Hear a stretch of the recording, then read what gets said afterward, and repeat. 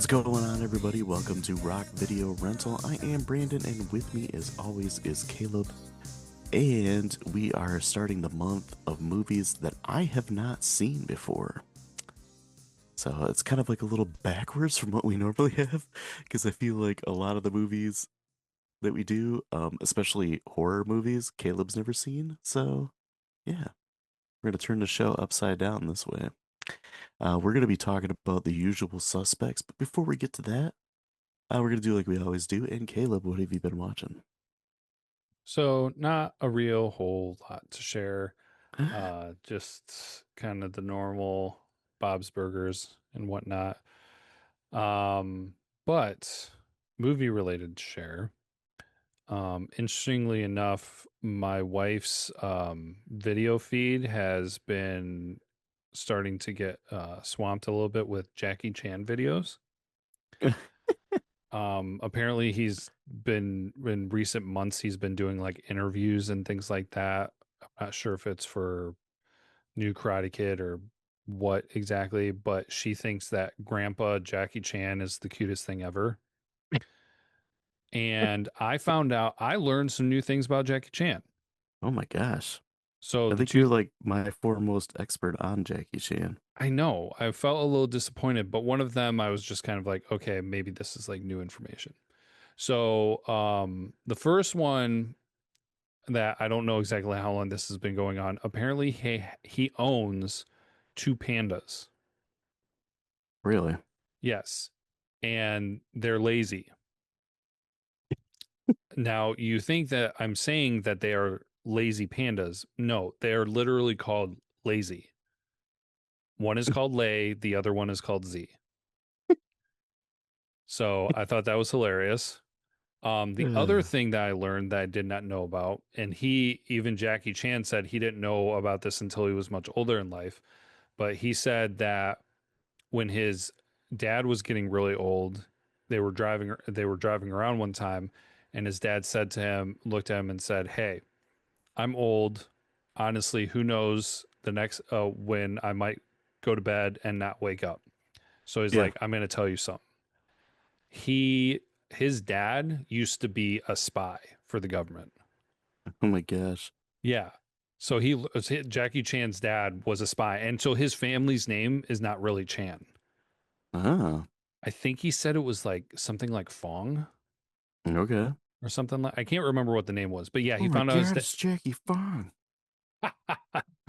nice. So, anyways, I learned those new things. I felt it was worth sharing because, first of all, Jake Chan is awesome. Second of all, it's movie related. So, Did you happen to see the Jackie Chan scene that I posted on YouTube the other day? oh, I don't think I did. You should check it out because it's pretty funny. I'm actually It's on. part of that series that I was doing, Bad Movies Worst Acting. Okay, was it short or was it an actual It's a video? short, yeah, it's like Okay, about 20 seconds long or something. okay. Because yeah, I actually had our YouTube channel pulled up because it'd been few days since I looked at it. So, Rock. But stuff that I watched. Shameless. That's it. oh man. That is pretty much all I've watched. Um and I came to that recollection um while we're getting ready to record. And I was jotting down things I watched. I'm like, I'm pretty sure that's all I watched, other than what the kids have been watching. Mm, Which my oldest watches Big City Greens a lot. okay. So I watched quite a bit of that. That's kind of a funny kid show. It's really quirky and weird at times. And then she's been watching Kif lately, I don't. another Disney show, I don't know if I know that one. like an orange squirrel. And it's kind of waggy too. It's almost like SpongeBob style humor, Hmm. like how it gets really weird. I don't know, the characters are all goofy, but yeah, that's pretty much it for me. Um, but I did watch The Usual Suspects in probably like 8 different segments because of technical difficulties. So I spent all the time trying to watch that, so let's talk about it.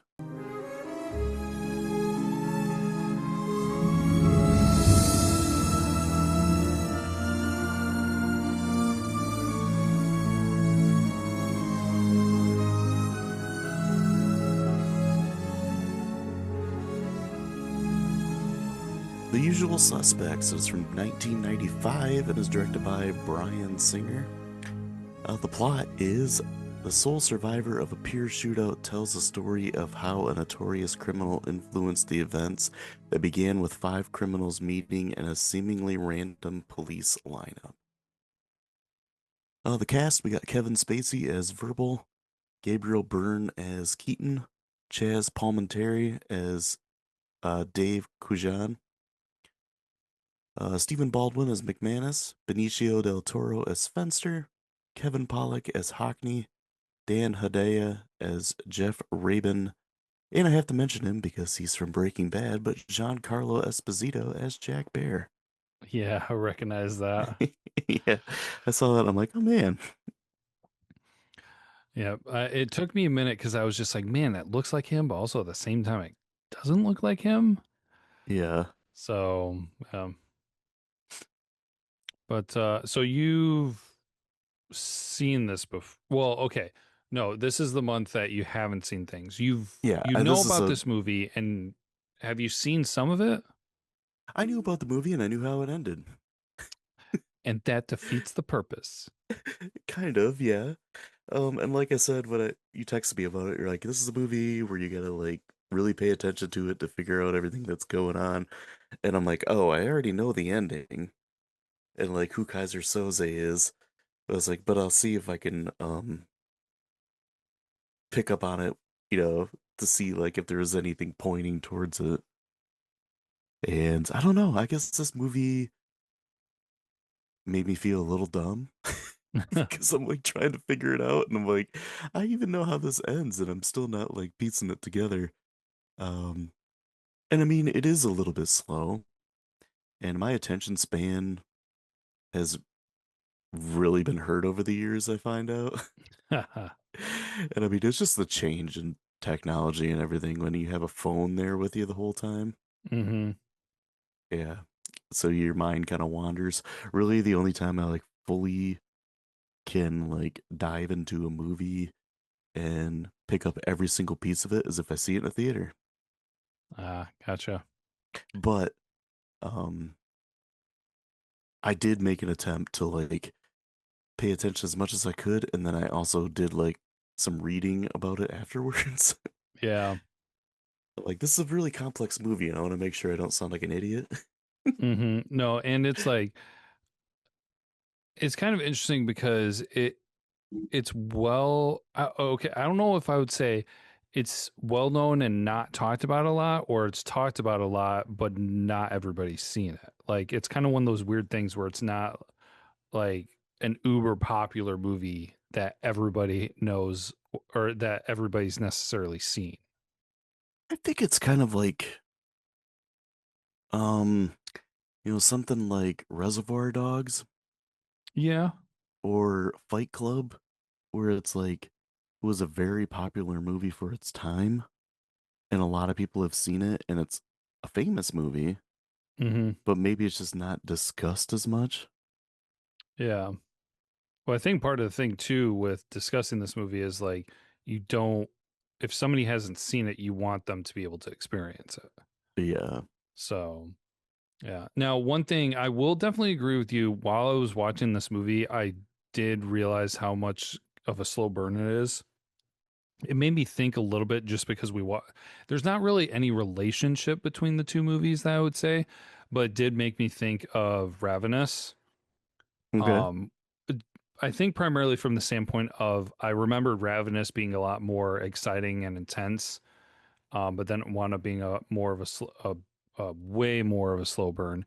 Where I thought I remembered kind of a little bit more going on with this one too. There definitely was a lot more going on with Usual Suspects than Ravenous. Like there were like it kept you going in the Usual Suspects, but it's not an action movie. It's a suspense movie. Yeah, Really, it has action elements in it. yeah, really. For the most part, outside of the end scene on the boat, there's only one other scene you could call an action scene, which is where they shot the guy with the briefcase.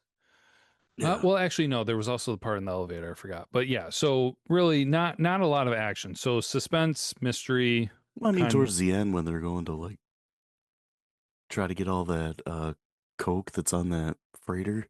yeah, the boat scene. So Yeah, the boat scene, that's probably the most action-packed scene. yeah. So but this is the thing is that the movie starts off really strong and ends really strong. So Hmm. even though it kind of and this is I feel like this is going to sound harsher than it really is, even though it drags you through the middle of the movie, since it starts strong and ends strong, you kind of forget about how slow it gets at different points. Yeah. Now, every part that they have in the movie, even though it's slow, is contributing to the movie, because that's the thing is like at the end when they do their whole reveal, like everything adds up, and you have to go through those steps, through those phases, and gather that information for the end to have the impact that it does. Yeah, Which there's no real wasted energy in this. yeah, absolutely. And which helps you appreciate it more. It is I do find it kind of funny that you said we're talking about how that end makes you feel kind of dumb, because I did a little bit of reading afterwards too. Because I've seen this movie, I mean, not a ton of times. I want to say like 5 or 6 times, and but I've never really read to see what other people were saying about it. Hmm. And so there'll be some things later on that I get to, but people talked about that aspect where you have where the movie does such a good job, because you can't make people feel stupid, completely stupid, because then they get mad at the movie. You have to, it's almost like a magic, well, like they say in the movie, it's kind of like a magic trick. You have to show them something where they're not feeling dumb, but more so like entertained. Yeah. So yeah, that was kind of an interesting perspective where I was reading somebody kind of like talk about it and break it down. Yeah, that's an interesting way to put it. Um, and then, I mean, we'll get to the end, but everything with the end is it's kind of one of those things where you're just like, what? Yeah. Well, if you don't want to go to the end, we could start at the beginning with the lineup scene. Yeah, that's something that's been copied quite a few times. Mm-hmm. Um, that was also one of the scenes I've seen from this movie before. Oh yeah. Was that part, and then the ending, which the ending's also been copied quite a few times. Mm-hmm. Um, yeah, that was one of the scenes that made me laugh was when Stephen Baldwin was like uh reading the line that they had for him. And then the one guy said about how he's just completely nuts. Yeah. Well, I'm hopefully I'm not stealing stuff from your facts and trivia. But it is one of my favorite movie scenes. Like I don't know, easily like top 50 or something like that. Just like favorite memorable movie scenes, but also Yeah. from the aspects of like the some of the information behind it, because it did not go as scripted. They plans the director planned to have that be a very serious, lineup. Okay. And they tried to do it, but then they just kept on messing up or goofing around. And one of the actors, I can't remember which one it was. I think it was maybe um, Del Toro, Yeah. kept farting during the scene. I've heard about that. Yeah. Yeah, it was one of them. I think it was Del Toro. But basically, Yeah, I'm like they pretty sure it was Del Toro. they kept messing it up. And so then that the scene that made the final cut was one of those times that they were just messing around and goofing off. And it I don't know, it just fits so perfectly, because it I feel like it helps reinforce that whole thing of like they all are there. They all know they're criminals, but they also know that they have nothing on them. And so it's just like a BS lineup for them. Like they don't care. They're like, this is stupid. Like Yeah. Keaton, Gabriel O'Brien was the more serious, like planner, older one, and so he's just kind of fed up and he thinks it's dumb. He's kind of chuckling and laughing with them, but he just reads the line like anybody else. But then, yeah, exactly like you said. Stephen Baldwin and Del Toro were just like hamming up the scene. Yeah. Yeah, that was uh yeah, I've heard that story about Del Toro farting the whole time. Yeah, I'm kind of happy that it went that way because it was just some like comic relief in the movie hmm where it was and then you get to kind of see like some of the guys' personalities too because I mean Stephen Baldwin always kind of plays like a wacky character Yeah, I don't think he in can ever be things. serious. Yeah, he's kind of like um always a little like unhinged. He plays that pretty well. And I mean, He's got a little oh shoot. Oh, I just David Busey. Little David Busey in there. oh yeah, Gary Busey's Gary son. Busey. Sorry. Yeah, Oh, I thought you were talking about Gary Busey's son, no. I meant Gary Jake Busey. Busey. Yeah, Yeah. Gary Busey. Yeah, a little bit, not as unhinged as Gary Busey, Yeah. but he's got an edge to him. Um, and I mean, parts of this he's acted pretty wacky. I mean, not as wacky as he was in Biodome, but hmm um, yeah, just entertaining. And then Benicio del Toro in this movie, like he mumbles so many of his lines hmm that it's kind of hard to pick up on, but that's just kind of like part of his character too, because they said something about him, something with a speech. I don't remember what the cop said. Well, Like told him to say it clearer or something like that. yeah, he's like, in English, please. He's like, Yeah. excuse me? In English, please. He's like, hand me the keys. Blah, blah, blah. Yeah. Well, there's a funny thing about that, and again, hopefully, I'm not stealing stuff from your facts and trivia, but I don't know exactly how it came to this. This is a movie that I know more than the average about because um, I read the thing after some stuff after watching it this time, but I've also just kind of seen like those little facts and trivia things about movies, and this is one hmm that I've seen more of. And they said that part of the reason that I don't know if it was a director decision or Del Toro suggested it or how they exactly got there, but since Del Toro's character was the one who died first, partway through the movie and everything, it was recognized that what his character does and what his character says kind of doesn't really matter because he's not one of the final people. Okay. And so they just kind of reinforce that with you can't always hear and understand what he's saying. So it's kind of like it really doesn't matter what he says because in the end you don't really need to know because he doesn't even make it to the end. Yeah. So yeah, so they kind of that was kind of something that was thrown in there with it. Like I said, I don't know if it was something Toro did or suggested or if it was a director decision or not. So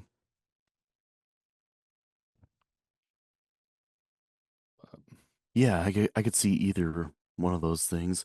Yeah, I haven't heard anything on that to say either way, but that's an uh interesting direction there. mm-hmm, Um yeah, I like how the movie takes the time to like build the characters and you get to learn like a little bit about each one of them and just kind of how they interact with each other. yeah, And like you said with Keaton, he's kind of the grizzled vet who, you know, he's like, I'm done with this crap. And wasn't he the one that was talking about getting out of it and try yeah. to like stay clean or whatever? He was the original one that was he was technically out of it, but because he got brought into that lineup because he was trying to go into the restaurant business or something like that. Yeah. Yep. Um and because he got brought into that lineup and they specifically like pulled him out of some investor dinner meeting or something like that, he felt like everything fell the rug was pulled out from underneath of him. So then he started getting back into it and then he just kind of like fully committed. Yeah.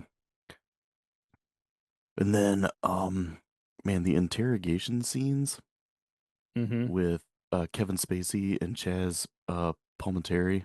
Yeah. Who Those are done? just like the best parts of the movie. Yeah. Well, yeah. Well, because Sorry. it's just like these two guys like going toe to toe, and like we all know how good of an actor Kevin Spacey is, like a questionable human being, Yes. but a good actor. And I mean, the director's a questionable human being too, if you haven't heard about him. But All right. uh, yeah, interesting people in this. But and then Palminteri, he just kind of holds his own with him, and it's like two good actors just like dueling back and forth.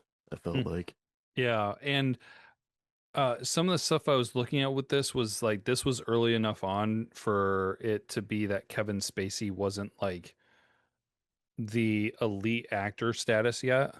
yeah, So yeah, so they had an interesting dynamic between the two of them, but it's so true. And that was such an integral part of this movie was because that was the foundation, the interrogation between Kevin Spacey and Parliamentary are is the foundation.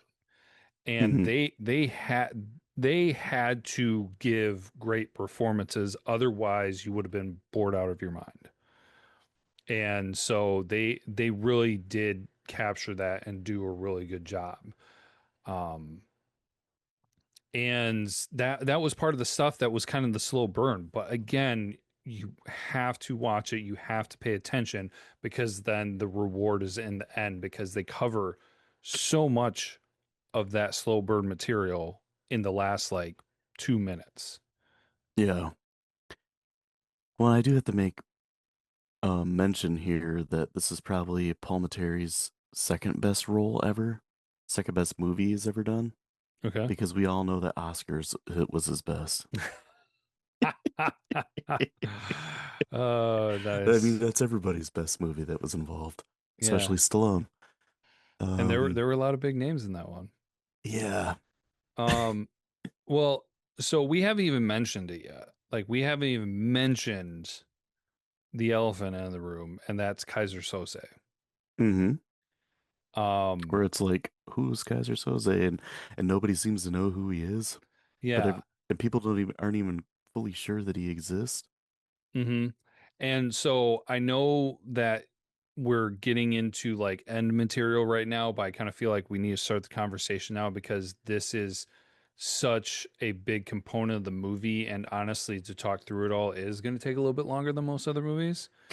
Um, so yeah, Kaiser Sose, people listening, if you have not watched the movie, like I would recommend not listening to the rest of the episode because it's better to experience it watching it than to hear us, you know, uh, go back and forth about it.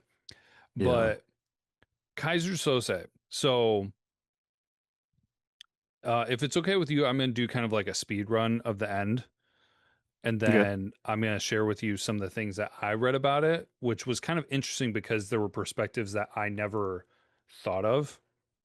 And then so it kind of opened up my thinking. So, quick rundown was that Kaiser Sose was this big bad ghost, um, international kind of criminal, and he was a puppet master where he would have a bunch of people do different jobs for him, and they wouldn't really know that they were working for Kaiser Sose. Well, it wound up being that the story was that all the main characters, um, the five main guys from the lineup, had one way or another cost Kaiser Sose money Hmm. by messing up some of his deals, and so he wanted, instead of like taking out revenge on them, he wanted them to do a job for him.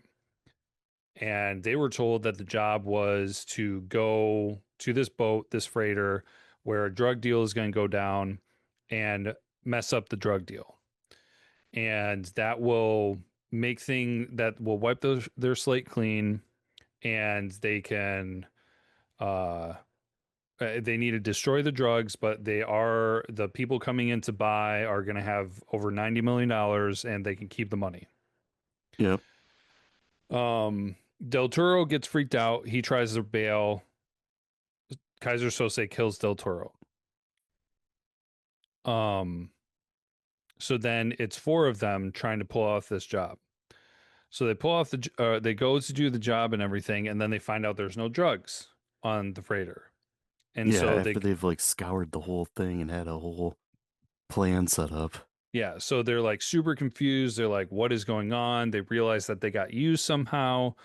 And then it kind of comes out, and this is kind of like through the story, the interrogation scene story and the scene and everything. So they don't completely figure out, but the story winds up being that there was actually somebody on the boat that Kaiser Sose wanted killed. Hmm. So he used them to clear the boat, and then he went in, killed the guy he wanted to kill, and then he finished and wiped out the rest of the criminals and left. So, and just like disappeared. And so wound up being that the guy that he killed was supposedly the only person alive who could identify who Kaiser Soze was, what he looked Yep. like, who his real name was, or like aliases, different things like that. Um, so that happened. Parliamentary interrogating Kevin Spacey. He so I remember kind of overlooking this or forgetting this the first one or two times I watched it, but Parliamentary basically tries to convince Kevin Spacey that Keaton's character Is Kaiser Soze. is Kaiser Sose and that Kevin Spacey got played and Keaton is still alive because Keaton had already tried faking his death one other time. Hmm. Now, Parliamentary, the detective, was saying that he doesn't really believe or know that Keaton is the Kaiser Sose, but he believes that Keaton was using that persona to pull strings and do things like that. Yep. So then he ends it. He's like, "Oh, that's what really happened." Kevin Spacey is all like, "Oh my gosh, this is so bad," and they're expecting that Keaton or Kaiser Sose or whoever it is going to probably try to kill him, Kevin Spacey's character, so he keeps his mouth shut. And Kevin Spacey's like, whatever, I'm just gonna, I know life as a criminal, like I'm just gonna try to survive. Whatever happens, happens. I'm a crippled, I can't really defend myself. Hmm. So he leaves, and then the big reveal happens that Parliamentary realizes that a bunch of the information that Kevin Spacey was feeding him was fake and made up. Yeah, because it was on the billboard behind him, or the bulletin board behind him. Yeah, there was all these signs that show like he's just pulling names and places off of the billboard behind where, like you said, behind where he was. And so Kevin Spacey was sitting there looking at all that material, just feeding BS, and Paul Yeah. Materi had no idea. And so he realizes it. He tries to go out, catch Kevin Spacey. Kevin Spacey does the infamous, he stops doing his gimp walk thing. He gets in the car and with the Kobayashi character, and they take off, and you never see him again. Hmm. So that is a very crude way of summarizing all of that. Yeah. Because there's more details. If you've seen the movie, you understand. Like if you don't remember properly, I do recommend rewatching it because it will refresh your memory. But the interesting thing I saw were different conversations or different perspectives about the ending on how people were saying who is Kaiser Sose, Hmm. because they were kind of saying like, because I remember watching it always being like, oh, without a doubt Kevin Spacey is Kaiser Sose. Okay. Yeah. um but then some interesting dialogue I saw were people saying, well, Kaiser Sose was supposed to be from Turkey or whatever over there, Yeah. and he was married and he had kids and he killed his family and everything. He's he doesn't seem like he's really all that old to have, I don't know, I think they said it was like decades ago or something. Like Okay. he didn't seem that old for that to have happened. And so then there was a fan theory that the character who played Kobayashi was actually Kaiser Sose, Okay. and then Kevin Spacey kind of like inherited it and continued it. And so it's kind of like something that's just kind of handed off and carried on. Yeah, like fed into the legend. Yeah, kind of. Oh well, actually, there's another movie we'll be watching this month that actually goes on to that, but I don't want to say it because I don't want to give you away anything. Um, but yeah, from the idea of like passing on the name and the legend and everything, and so I thought that was kind of interesting. Where I was just like, okay, that's not too far fetched. I mean, that whole possibility of yes, Kevin Spacey, quote unquote, was Kaiser Soze, but maybe he wasn't the Kaiser Soze. Yeah. So I thought that was kind of interesting. But yeah, you'll see things throughout the movie that kind of give you a little bit of that information. Now, the thing that I really wanted to kind of grasp this time and focus and pay attention to is like, okay, what of Kevin Spacey's story is true and what is not? And so that's where things actually get really confusing for me. And so I'm going to try to break this down as quickly as possible, but as accurately as possible. Okay. So we know the five criminals, well, the four other criminals besides Kevin Spacey, real. Okay. Mm-hmm. And so then um, the lineup was real because they obviously addressed that and like they have police records and everything for that. Then there was the job that they pulled in New York where they set the cop car on fire. Yeah. So Yep. that would be real because that another police report, like there's information, there's evidence, like parliamentary was probably familiar with that. They talked about how like actual events occurred because of that. Okay. Yep. Now after that is when things start getting coming into question is when they go to California. Cuz he started talking about McManus's contact who was Redfoot. He called him Redfoot. Yep. Redfoot And was then one Redfoot was on billboard. the bulletin board. Yeah, the bulletin board. So the thing that kind of crosses hairs is like, how does that work? Because they pulled the job in New York where Mm-hmm. they stole some gems or whatever. And the plan was to go to Redfoot in California and sell them, but Redfoot doesn't exist. Yeah. So the job was real, but the contact was not real. So was Kevin Spacey already lying?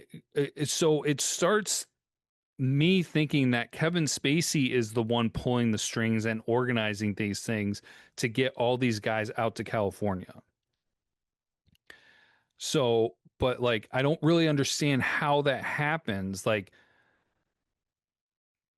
it just all starts falling apart from there on being like, well, Redfoot isn't real because he made that name up. So Mm-hmm. was them killing the guy with the briefcase full of coke, did that even actually happen? Did the Kobayashi guy even exist? And did he even introduce himself to them? Like I don't really know how they went from the New York setting the cop car on fire to the boat. Like there's so many questions in between there that you don't have anything that is proven real because Yeah. Kobayashi wound up being fake too because Mm-hmm. it was on the bottom of the coffee cup. Yep.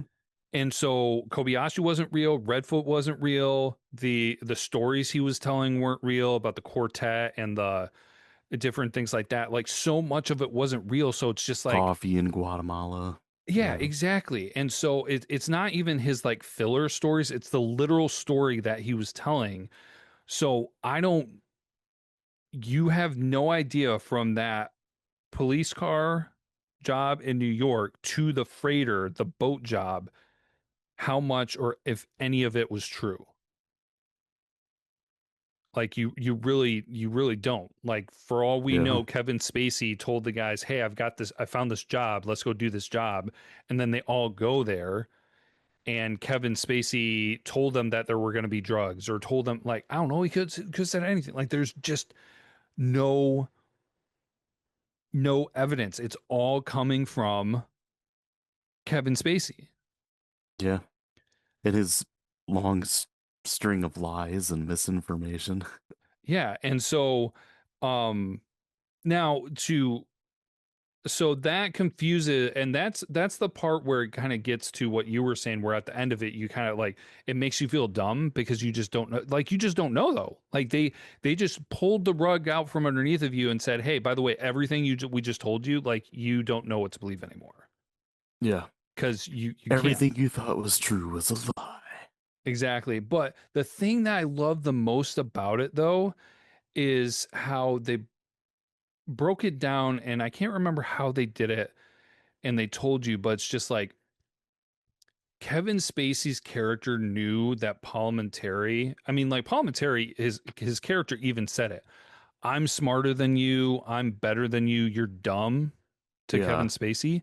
And so then Kevin Spacey just fed him all this stuff so that Parliamentary could think that he figured it out to feel smart, and then it would get him to not even think or consider Kevin Spacey in the whole thing. Yeah. So yeah, it it's just very interesting, and because it does make you feel kind of dumb, and it does kind of almost frustrate you because you're just like, well, no, nobody knows, but Mm-hmm. that's kind of the part of the excitement with it and everything. So I know I rambled there for a while, so I want to give you a minute to, like, I don't know if you got anything else with that. Yeah, it's just that's kind of like the mind blown thing at the end when Palmetary's like sitting there leaned up against the wall, uh, talking to the other guy, and then he like starts noticing things on the bulletin board and he pieces it all together. And then he's like, oh my God. He's like, I just let Kaiser Soze go. He drops the coffee mug, rushes out, and he like runs around and looks for him, and Spacey's nowhere to be found. That's kind of like just the mind blown part where it's like everything we've just listened to for the last hour and 45 minutes, like, was a bunch of crap. Hmm. Or was it? Yeah. Well, then, not to kind of complicate things more, but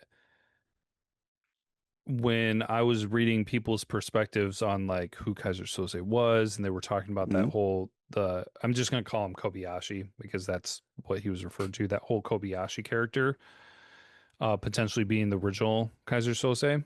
Yeah. It made me kind of wonder, where it's just like, because some people are like, well, Kaiser Soze was so smart and always ahead of everybody on everything. It seems kind of unlikely that he would have put himself in a predicament where he would have had to be captured by the authorities, Mm-hmm. which is what Kevin Spacey did. Kevin Spacey was in a position that he needed to be captured by the authorities so that essentially he could lead them in the wrong direction and then be let go.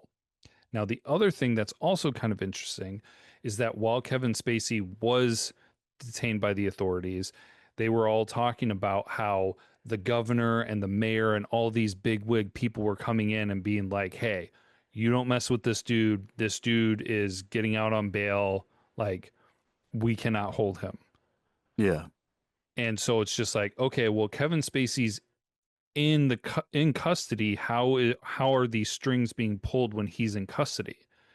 That then also leads to the idea of, well, is Kobayashi the real Kaiser Sose, and putting in this information and making these contacts on being like, hey, this person's in custody. You need to do whatever you can to get them out, like all this other stuff, like, because he's the one who has the power and he's the one pulling the strings. The other thing that I thought was kind of interesting, and I don't hold on, actually, I probably want to pull it up. Um, the picture of Kaiser Sose from the movie. From the sketch artist. Yeah, Know what I'm talking about? yeah, Uh, the that prints out on the fax machine. yeah, Yeah, it's not coming up for me. Why are you not doing that? There it is. Okay, so yes, it definitely looks like Kevin Spacey, but also at the same time, I don't think it looks all that far off from Kobayashi. yeah, So it's kind of like, are they purposely trying to leave it ambiguous? Because now here's the other layer that's kind of like leading you to think Kevin Spacey's not Kobayashi, not Kaiser Soze, because again, Kaiser Soze so protective of who he is and obviously killing people who know who he is, because that's the whole purpose of the boat thing. That wouldn't you think that if he's that smart and powerful, that he would have heard that there was a survivor in the hospital claiming to know what Kaiser Soze looks yeah. like with all The of guy his with the burns. connections. Yeah, that he's got Kaiser Sose has connections with the mayor, the governor, all this stuff. So throughout all the police political system, he has connections that it would not it would have eventually flagged his radar, being like, oh, somebody says they know what Kaiser Sose looks like. That Mm, he would have not found a way to eliminate that person before they could have shared what he looks like. right. So that too is just like another layer on being like, well, is Kevin Spacey really Kaiser Sose? Because like, or is he just using the story of Kaiser Sose? Or is Kaiser Sose really Kobayashi and he's okay with people thinking Kevin Spacey is Kaiser Sose because Kobayashi's the real Kaiser Sose? Like that's the insane thing about this movie that you could just talk circles around on all the possibilities of what it would really be like. And I heard that when they were making the movie, they didn't tell they weren't wanting the cast to really know who was going to be labeled as Kaiser Sose between Keaton character and Kevin Spacey. Oh, okay. Like they were kind of like keeping it secret and doing different stuff and making them think that the reveal was going to be Keaton. It kind of reminded me of the Empire Strikes Back and Darth Vader kind of thing. Yeah. Oh, they Like kept that a secret. yeah, only a couple people knew what the real answer was, but they were playing it off like, oh yeah, Keen winds up being Kaiser Sose, like, oh my goodness, oh the reveal and all this stuff. So yeah, I don't know. I did not dig too deep. I read some things, but I didn't dig too deep. So I've not seen anything that says specifically that the director is just like, yes, black and white, Kevin Spacey is actually the original Kaiser Sose. Yeah. So I guess that'd be more of a question for the writer. yeah, true. Yeah, it's definitely one of those movies where when you get to the end of it, you start questioning a lot of things. Mm-hmm. We kind of had that when we did American Psycho. Yes. And we had that conversation about like if that all really happened, if it was just made up in his mind. But Mm. yeah, there's a lot of that kind of stuff in this movie. Like that, yeah, like you said, like anybody who actually knows what he looks like gets killed or who he is. Mm-hmm. So, and then they had the thing that's like, well, there's a lot of people that don't even think he exists. Yep. And the But greatest trick the devil ever pulled was making the world believe he didn't exist. yeah, exactly. Yeah, I couldn't remember that quote word for word. I figured Yeah. you probably knew what I was talking Oh about. yeah. Nope. I had that. I remember that one pretty well. So. Yeah, but yeah, definitely a head scratcher of a movie. Um, and definitely one of those movies too where like you want to read about it when after you watch it. Mm-hmm. Yeah. So actually, I guess a quick follow up question: who do you think is Kaiser Soze? I think it's Spacey. Okay. I like I said, I've watched this movie like 5 or 6 times. The first 4 times, I was like Kevin Spacey. Kevin Spacey, Kevin Spacey, Kevin Spacey. Then I read it stuff after this time and I was like, dang it. I think it's Kevin Spacey, but now it makes sense to me that it could be the Kobayashi character guy. Yeah, I So, get that. I was also maybe thinking that maybe Kaiser Soze is just more than one person yeah, absolutely. Yeah, and that would kind because, of go with that. to be able to pull all those strings and do all those different things, it could be a tandem of people, Hmm. um, all doing like a small part of it. And that would also help with, not being able to figure out his identity and all that. Yeah. Because it's like, oh, he looks like this. Well, he looks like that. And then they're like, oh, well, we can't really piece that together because they're saying like this, he looks this way, this one looks that way. Hmm. So I guess that's a definite possibility. Yeah, the whole thing with the Kobayashi character though, too, I can totally see that. Yeah. Yeah. But then even still, there would it be out of the question that because obviously we know Kevin Spacey was lying about a bunch of stuff. Would it still be the possibility that Keaton was Kaiser Sose and Kevin Spacey was covering for him? That could be. I Yeah, feel like, because maybe Keaton uh just kind of like up and vanished, you know? yeah, and he used Kevin Spacey to be able to do that and make it seem like he died and disappeared again. Yeah, the ultimate cover up. Yeah. That one I feel like the most likelihoods is Kevin Spacey number one, Kobayashi number two, and Keaton number three. Like I feel like there's that possibility that's there, but it's just like so small. But Yeah. then, oh, here's the other part that I didn't even throw in there. Because I was talking about how basically from the car incident in New York to the boat incident in California, that hmm everything could have been a lie.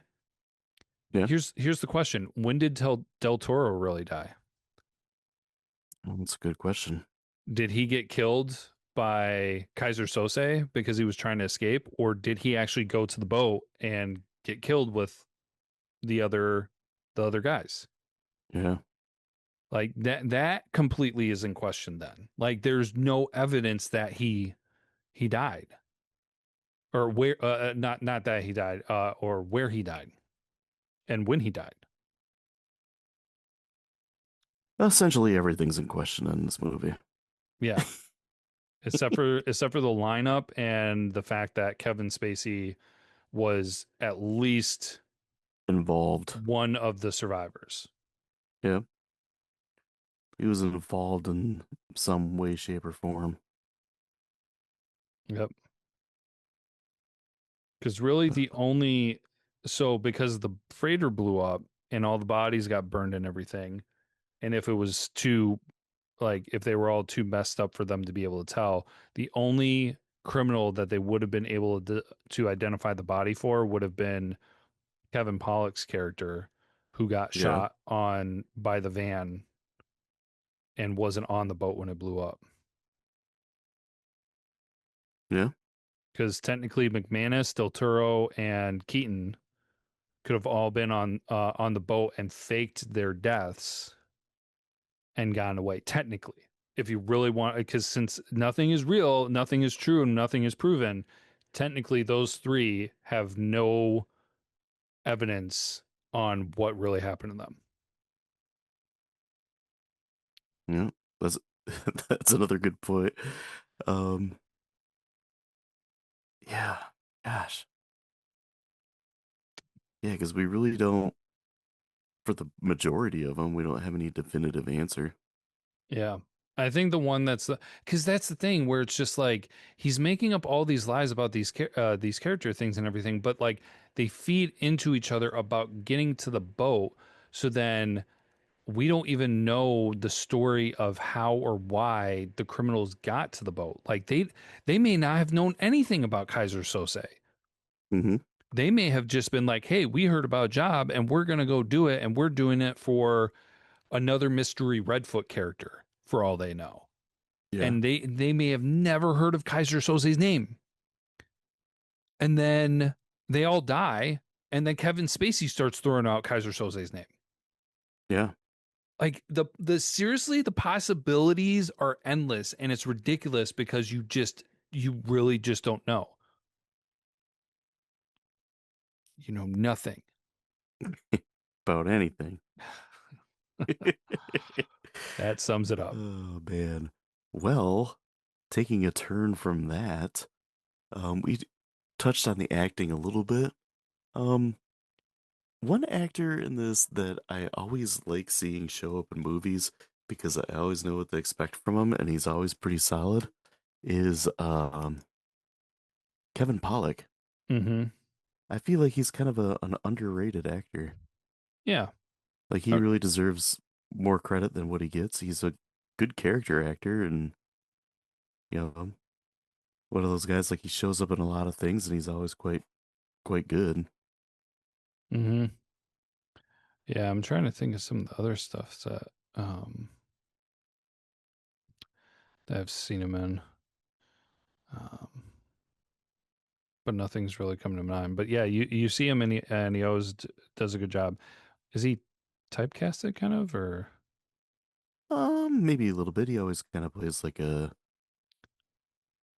kind of like a brash, disgruntled, crotchety guy, crotchety old which man? yeah, kind of what he plays in this.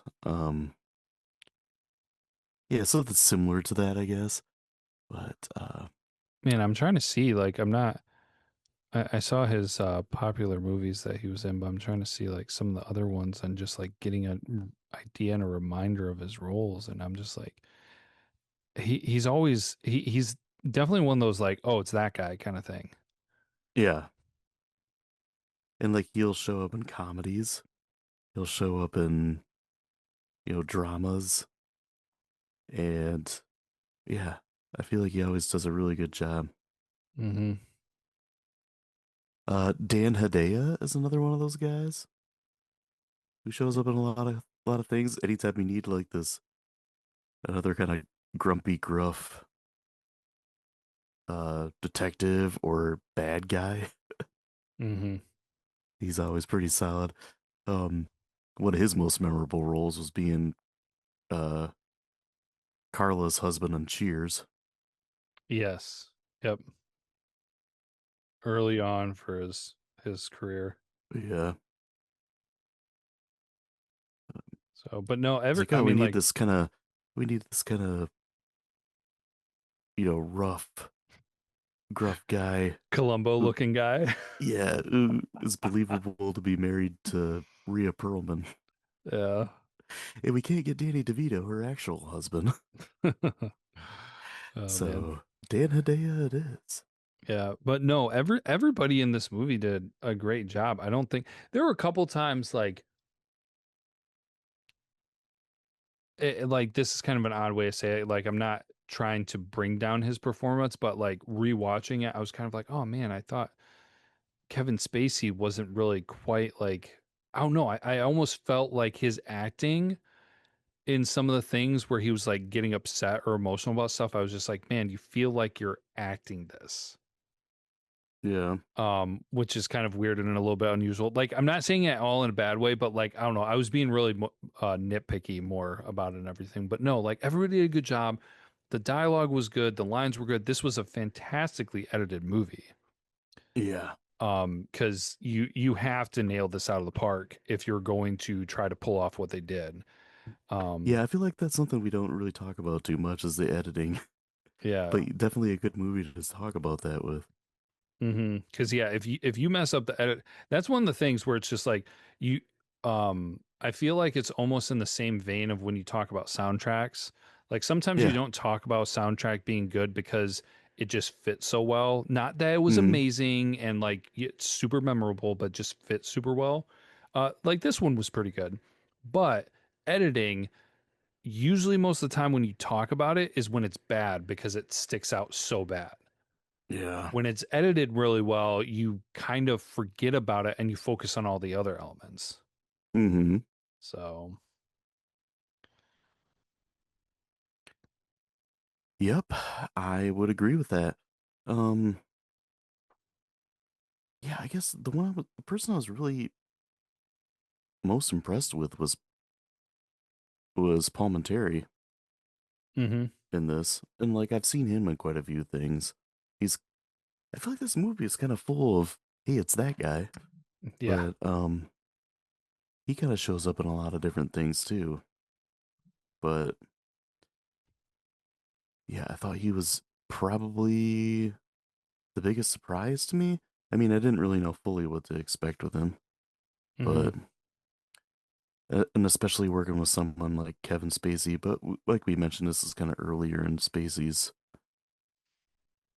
filmography before he becomes known as, the actor that can chew up a scene. Yeah. But yeah, the fact that he was able to hang in there and go toe to toe with him, that was pretty good. Hmm. But um, man, anything else to really add? I don't know if you've got facts and trivia. We should probably move into that because Yeah, we spent a lot of time talking about this. But okay, yeah, I got a handful of stuff here. So the idea for this movie started with only the concept of a movie poster of five men in a lineup. So kind of funny. that's impressive. Um, the part of Verbal Kint was always intended for Kevin Spacey. Rock. Yeah. Christopher McQuarrie had previously worked for a detective agency, and this influenced the depiction of criminals and law enforcement officials in the script. Nice. The title of the movie comes from the famous line in Casablanca, "Round up the usual suspects." Which I mean, we didn't talk about that, but great title. Oh yeah, absolutely. The underlining just theme of it because they deceive you just for so long with Yeah. that concept. Yeah, really well done.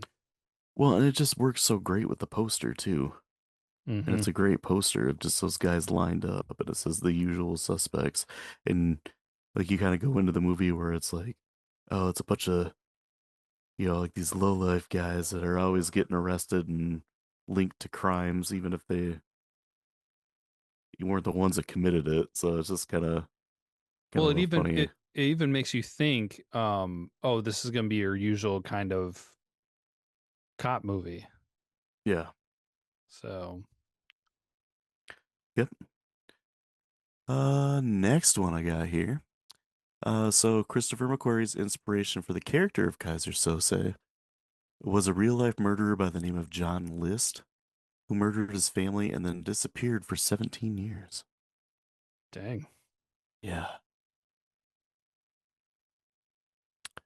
So the stolen emeralds were actual real gemstones that were lent to the production. Oh, wow.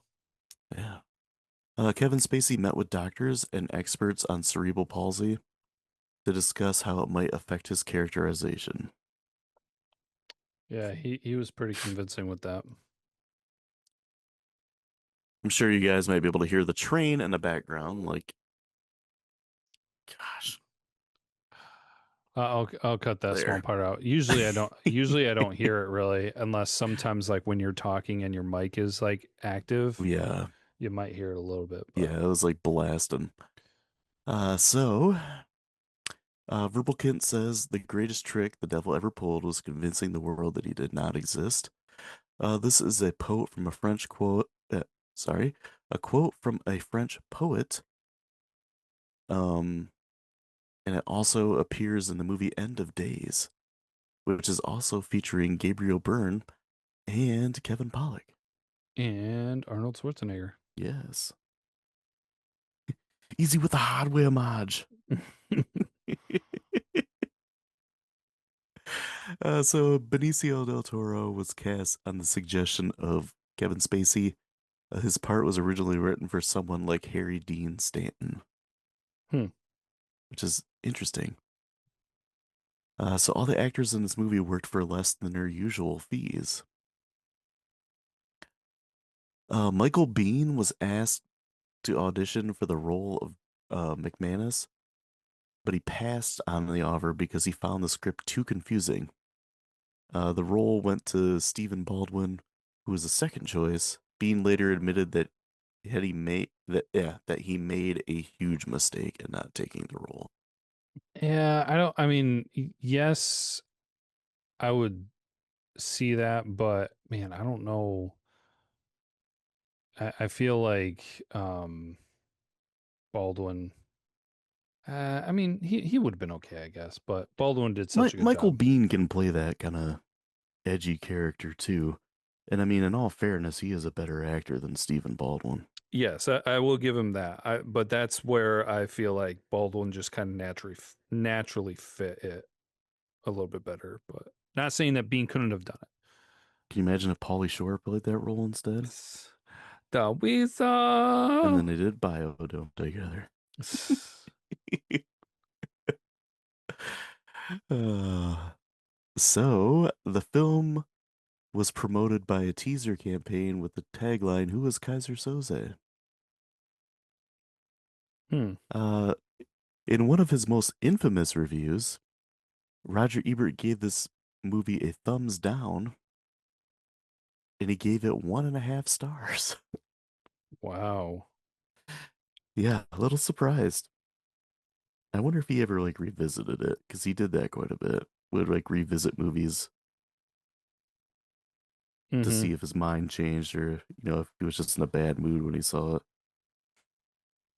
But the last thing I got is this movie had a $6 million budget and made 23.3 in the box office. 23.3. Yeah, Rock. 23.3.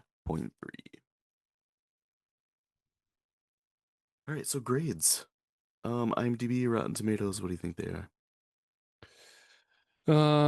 IMDb give me a 8.6. It is an 8.5. Oh, dang it. So close. Rotten Tomato critic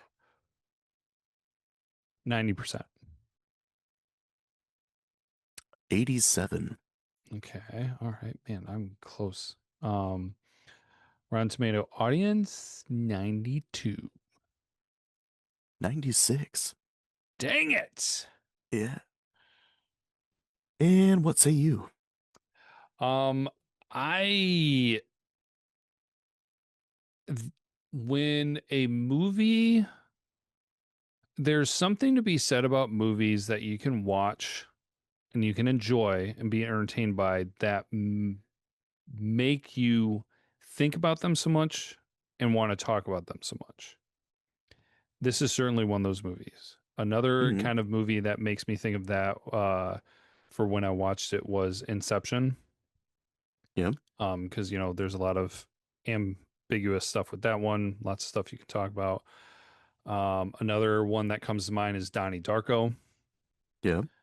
But this is one that I think just is executed so well. Acting, great job by everyone, and everything moved along smoothly. I was trying to think if there was anything that stuck out where I'm just like, oof, I never noticed that before, and that's kind of like something that looks like a little bit of a mistake, like either like uh, Something that could be cut out. Yeah. yeah, something that could be cut out, maybe like a take that wasn't maybe the best one, something that you saw that's kind of like maybe a blooper or something like that. Um, and of course, like I just watched it once this time around, but in the half dozen times I've seen it, I've never caught anything that just like stands out where it's just like, man, no, that doesn't work. The one thing that I have down, and this is just kind of actually more of a thing of I just don't even know if this is possible, and it's not even me like nitpicking the movie, but Hmm. and it's funny because it's the very beginning of the movie. I forgot it was before the actual even lineup, but where they do the opening scene where they're on the boat and Yeah. they show the Kaiser Soze character. They don't show who it is, but they show him shooting Keaton. Hmm. And right when that starts, Keen lights the gasoline on fire or whatever the fluid was and everything, and then the Kaiser Soze character stops the fire by peeing on it. Yeah. And I was just like, honestly, if it's lit fluid, like a fluid that ignites, I don't Hmm. know that you could pee to make it stop. um, You'd have to have a so lot of pee. yeah, so totally random tangent thing right there. Like that was the only thing that I looked at it that I can remember, at least from this time watching through, where I was just like, I don't know if that's technically scientifically accurate. Totally not important. But I just thought that was funny. It's just so well done. It really is. And I didn't even get into that there were some parts of this movie, not even just the editing, but the filming choice. Hmm. Um, you might be able to remember this was the main one that I had written down that I wanted to mention.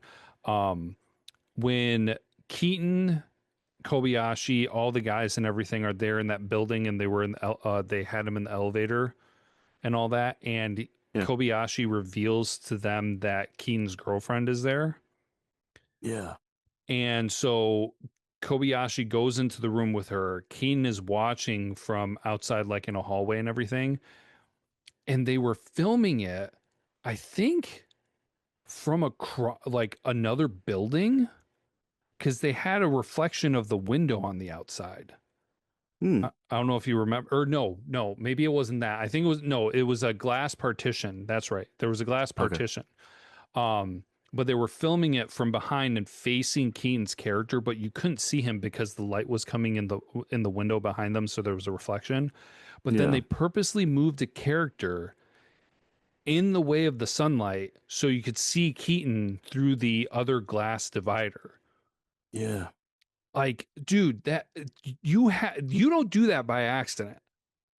Yeah. That That's had planned out for sure. Yeah, you had to plan out like, okay, I want this shot. Then you had to be like, okay, this is the time of the day that we have to do it in, or we have to do it during an overcast day so that we have even lighting. Like the amount of time and effort that goes into something, a shot like that, Hmm.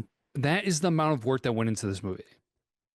Yeah. And it is, I just think it's fantastic. I already said that I think a movie gets like, I mean, I call it like bonus points for if you just talk about so much after you've watched it. So this finally getting there, long way to get there. Easily 5 out of 5 for me for this. Rock. Yeah, man, I really can't give it anything less than a 5 out of 5 just because of what it did, how it got there, um, the quality of the filmmaking and the performances. Like I said, there really wasn't like a weak link in this movie. There's not really an actor where you can point at and be like, yeah, they could have done without that guy, or they could have recasted him. We even talked about Stephen Baldwin, like, how Michael Biehn was supposed to have that role, but I I would just been interested to see like how Michael Biehn did that character. Mm-hmm. Not so much that I want him to play that character instead of Stephen Baldwin. Yeah. Um, yeah, it's an easy 5 out of 5 for me. Um, Also with a mention of like, I feel like this might be one of those movies where you have to be in the mood to watch it too. Sure. Just because of the amount of attention you have to give to it. Mm-hmm. I would agree. But yeah, it was a good first time watch for me, even though I ran into technical difficulties trying to watch it. I was still very driven to finish this. I'm like, I have to finish this. I can't, like, if I can't find it here, I gotta find it somewhere else. Somehow I have to finish this movie. Can't wing it. Mm-mm. Like I said, I knew how it ended. I just had to see how it got there. Mm-hmm. But next time we're going to be watching another movie that I have not seen, and that is Memento, which I remember seeing the cover art for it on Netflix. Like one of the earliest Netflix streaming movies I remember, or movies I remember seeing on on streaming, like available to stream. Oh yeah. And I remember like my roommate in college watched it and talked about how good it was. And Hmm. it's just one of those movies I just never got around to watching, so good excuse now. Oh yeah. It's like now I have to. But if you guys are liking the show, please subscribe and share. You can find us on social media. We're on pretty much every platform. We got a lot of stuff going up on YouTube. I think I posted like 4 or 5 things this week on there, so go and check those out. Especially if you like funny scenes from movies and goofy professional wrestling stuff, 'cause those have been fun to make lately. Go and check that out. And check out the TikTok too. We got a fair amount of stuff on there that I don't believe a lot of it is really anywhere else. Especially a lot of our early stuff Rock. with movie scene um, comparisons and everything. Hmm. So go check those out if you're interested. And come by next time. We're going to be talking about Memento. And until then, as always, be kind and rewind.